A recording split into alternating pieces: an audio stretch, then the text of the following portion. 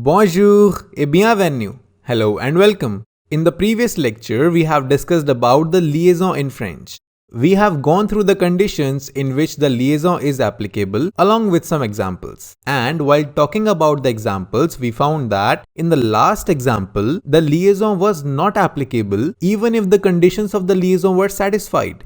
So from the previous lecture, we were able to conclude that there are some situations in which the liaison is mandatory and there are some situations in which it is forbidden. So in today's lecture, we will talk about the cases in which the liaison will definitely be applicable and we call them as mandatory liaison. Alright? So without any further ado, we will quickly go through the topics that we are going to discuss in today's lecture. The first one will be the cases of mandatory liaison. Here we will talk about the two cases in which the liaison is mandatory. The first case will be liaison between a determiner and a noun, and the second case will be liaison between a pronoun and a verb. So we will discuss about these two cases in detail in this lecture, and after going through these cases, I will show you the list of vocabulary which I have used in this lecture. Alright, so now let's get started with the cases of mandatory liaison. So as I have already said that in French, there are some liaisons obligatoires. I am repeating it again. Liaison obligatoire. Liaison obligatoire, which means the mandatory liaison.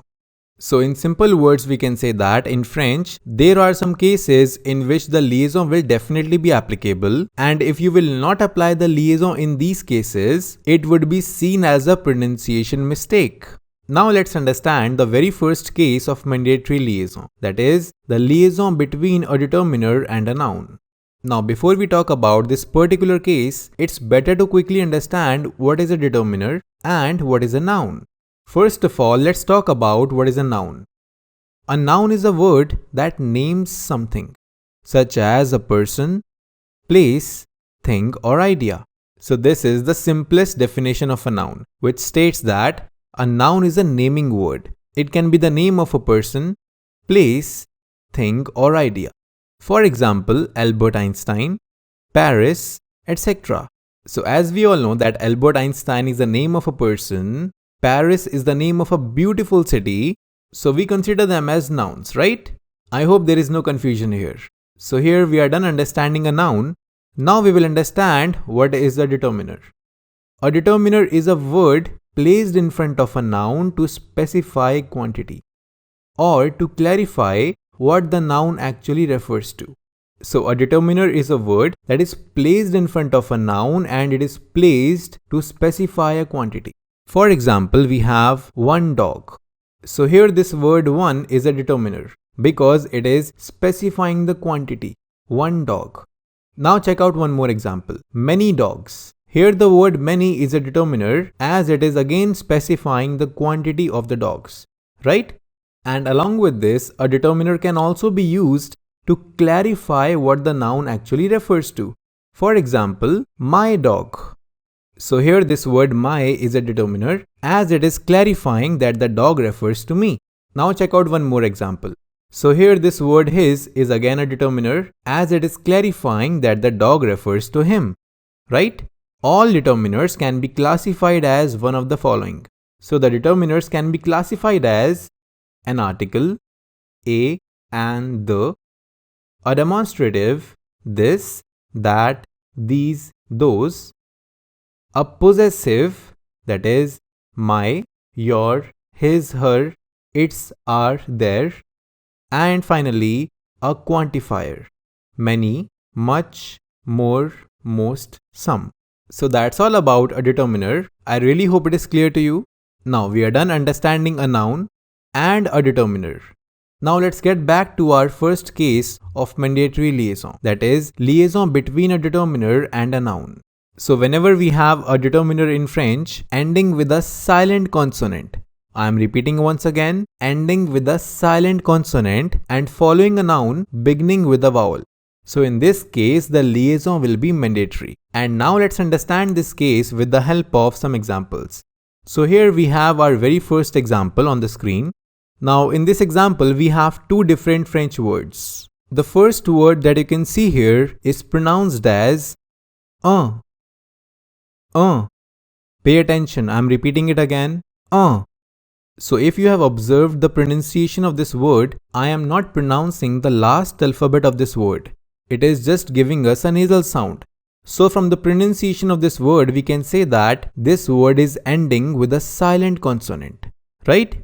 Now, if you will observe this second French word, you will find that this word is beginning with a vowel.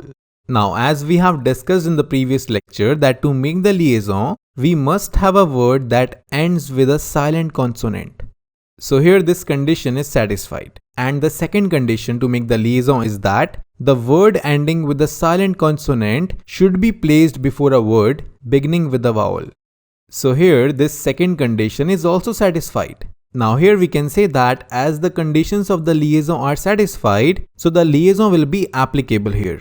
But we need to verify whether this liaison is mandatory or not. So the first French word that you can see here is an article in French, which means a. And we have recently discussed that an article is a type of a determiner, right? Now pay attention towards this second French word. It is a noun in French, which means child. So we can clearly observe that this example belongs to the first case of mandatory liaison because the first word is a determiner and the second word is a noun. So the liaison is mandatory in this example, and as we have discussed in the previous lecture that after applying the liaison, the silent consonant of the first word will be pronounced with the vowel of the second word. Hence in this case, the silent consonant of the first word will be pronounced with the vowel of the second word. So after applying the liaison, we will pronounce them as un enfant. Un enfant. I am repeating it again. Un enfant. Alright, un enfant means a child. I really hope this example is clear to you. Now let's move on to the second example. So here we have another pair of French words. The first word that you can see here is pronounced as mon. Mon. Pay attention, I am repeating it once again. Mon. So if you have observed the pronunciation of this word, I am not pronouncing the last alphabet of this word. Here also this alphabet N is giving us a nasal sound. So from the pronunciation we can say that this word is ending with a silent consonant. Now if you will observe this second French word, you will find that this word is beginning with a vowel. Now as we know that the conditions of the liaison are satisfied, so the liaison will be applicable here. But now we need to verify whether this liaison is mandatory or not. So the first French word that you can see here is a possessive adjective in French, which means my. And we have already seen that a possessive adjective is a type of a determiner, right? Now kindly pay attention towards the second French word. It is a noun in French, which means friend. So we can clearly observe that this example belongs to the first case of mandatory liaison, as the first word is a determiner and the second word is a noun. So the liaison is mandatory in this example, and after applying the liaison, we will pronounce it as mon ami. Mon ami. Mon ami. Alright? Mon ami means my friend. I hope this example is clear to you. Now let's talk about one more example. So here we have our third example. The first word that you can see here is pronounced as the. The. I'm repeating it again. The. So from the pronunciation of this word, it can be clearly observed that the last alphabet of this word is silent. We are not pronouncing the alphabet X. Now if you will observe this second French word, you will find that this word is beginning with a vowel, right? So as both the conditions of the liaison are satisfied, so we can say that the liaison will be applicable here. But we again need to verify whether this liaison will be mandatory or not. So the first word that you can see here is the French word for the number 2. And here it is specifying the quantity. And we have recently discussed that a determiner is a word placed in front of a noun to specify quantity. Hence this word the is a determiner. Now kindly pay attention towards the second French word. We have already discussed about this word in the first example. This word is a noun and it means child. But in this example, this word is in the plural form. So it will have the meaning children. So we can clearly observe that this example belongs to the first case of mandatory liaison. So the liaison will definitely be applicable here. And after applying the liaison, we will pronounce it as deux enfants. Deux enfants. Deux enfants. Deux enfants means two children. And here I want you to keep in mind that whenever you are applying the liaison with the alphabet X, it will always give the sound of letter Z in English. Here also you can observe it is giving the sound deux enfants. So there is a sound of alphabet Z in the middle, right? So that's all about the very first case of mandatory liaison. Now let's talk about the second case of mandatory liaison. That is liaison between a pronoun and a verb.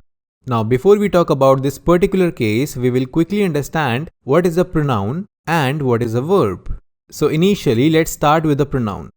A pronoun is a word that replaces a noun. So the definition is quite simple and easy to understand.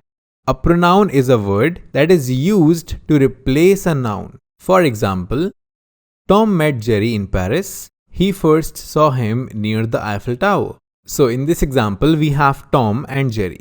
They met in Paris. Tom first saw Jerry near the Eiffel Tower.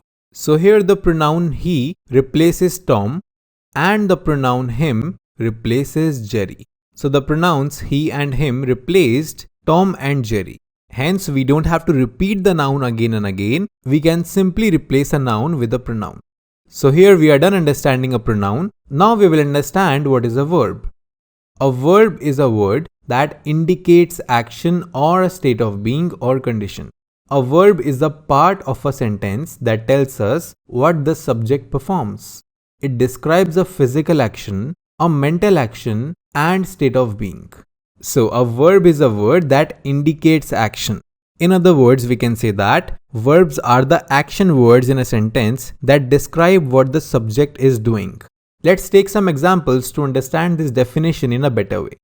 The first example is Jacob walks in the morning. So here in this example, we can clearly observe that the word walks is indicating an action that a subject performs. Hence, it will be considered as a verb. Now check out the second example. Mark eats his dinner quickly. So in this example also, the word eats is indicating an action which the subject performs. Hence, the word eats will be considered as a verb. Alright, I really hope it is clear to you. So here we are done understanding a pronoun and a verb. Now let's get back to our second case of mandatory liaison. That is, liaison between a pronoun and a verb. So whenever we have a pronoun in French ending with a silent consonant and following a verb beginning with a vowel. So in this case, the liaison will be mandatory. Now let's understand this case with the help of some examples. So here we have our example. Now the first word that you can see here is pronounced as il. Il. I'm repeating it again. Il.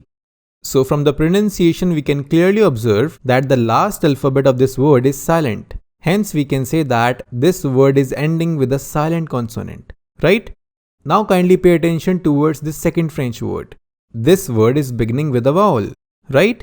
Now here we can clearly observe that the conditions of liaison are satisfied. Hence, we can say that the liaison will be applicable here. But now we need to verify whether this liaison is mandatory or not. So the first word that you can see here is a pronoun in French, which means they. And the second word that you can see here is the conjugated form of the verb avoir in French. So undoubtedly we can say that this example belongs to the second case of mandatory liaison. So the liaison is mandatory in this example, and after applying the liaison, we will pronounce it as ils ont mangé. Ils ont mangé. Listen to it carefully. It is ils ont mangé. It means they have eaten. And here I want you to keep in mind that whenever you are applying the liaison with the alphabet S, it will always give the sound of alphabet Z in English. That's why here we pronounce it as ils ont mangé. Ils ont mangé. So there is a sound of alphabet Z in the middle, right? So that's all about the first example. Now let's move on to the second example. So here we have our second example. Now the first word that you can see here is pronounced as vous. Vous. I'm repeating it again. Woo. So from the pronunciation, it can be clearly observed that the last alphabet of this word is silent, right? So we can say that this word is ending with a silent consonant. Now kindly pay attention towards the second French word. This word is beginning with a vowel. Here we can observe that both the conditions of the liaison are satisfied, so we can say that the liaison will be applicable here. But now we need to verify whether this liaison is mandatory or not. So the first word that you can see here is a pronoun in French, which means you. Now kindly pay attention towards this second word. This word is the conjugated form of the verb être in French. Hence we can say that this example belongs to the second case of mandatory liaison. So the liaison will be mandatory in this example. And after applying the liaison, we will pronounce it as vous êtes sûr. Vous êtes sûr. Alright? Vous êtes sûr. It means, are you sure? So here we are done with the second example. Now let's talk about one more example. So here we have our third example on the screen. So in this example, the first word that you can see here is pronounced as nous. Nous. I'm repeating it again. Nous. So again from the pronunciation, we can observe that this word is ending with a silent consonant, right? Now check out the second word. This word is beginning with a vowel. Hence we can say that both the conditions of the liaison are satisfied, so the liaison will be applicable here. But now we will verify whether this liaison is mandatory or not, right? So kindly observe this first French word.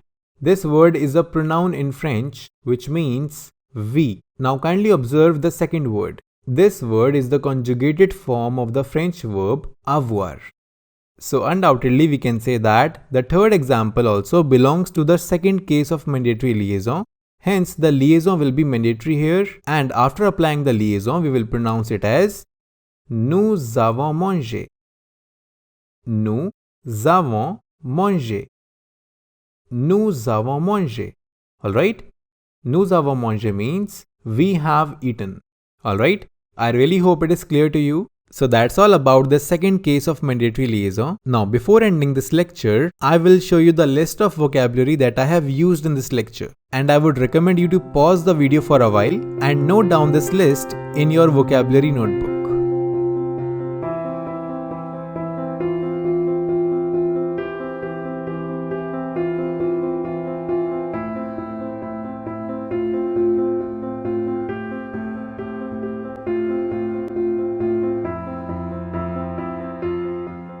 Thank you.